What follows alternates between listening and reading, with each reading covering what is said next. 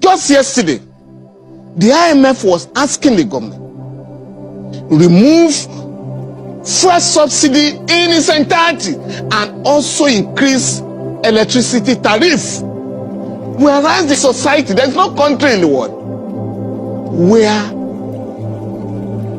government does not subsidize one product or the other, even in the most advanced capitalist societies. And that is why Nigerians must now begin to ask the government to discard and jettison the deleterious programs and policies of the IMF and World Bank.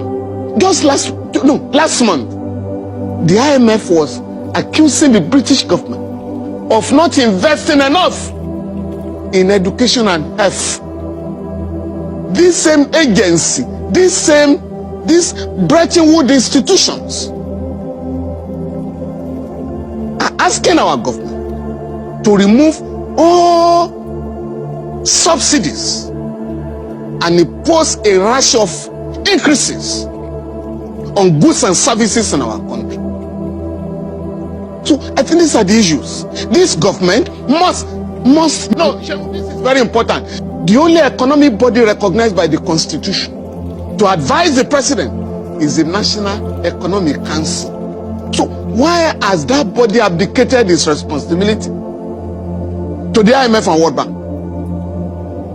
So that is the body that the majority of them are elected. Yeah. They are serving the people. So you must advise the president what your people are saying, based on what your people are saying, based on their demands.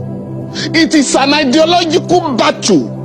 These institutions were set up by imperialism, principally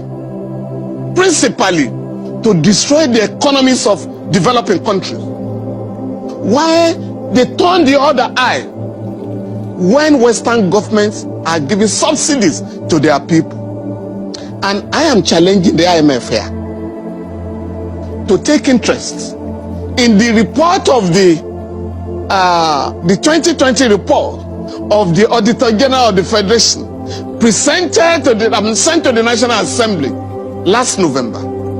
That report is saying that the $3.5 billion, the loan of $3.5 billion taken by Nigeria from the IMF cannot be located. That is what the report is saying. The IMF should be interested in that, because we are required to pay the loan in 4 years, between 2023 and 2027. So the IMF should be interested in that and stop mounting pressure on the government to multiply the hardship of Nigeria. And the government must summon the courage to tell this institution to mind their business and allow our country to be run in the interest of our country. In the interest of Nigerians, because the Constitution, Section 16, has stipulated that the government of Nigeria shall be under a legal obligation to plan the economy of Nigeria, to run the economy of Nigeria, in order to promote happiness, not sadness, as it is the case now. And this wonderful country has enormous human and natural resources. If well husbanded, we should have no business with poverty. These institutions are not helping the government to recover the looted wealth of the country,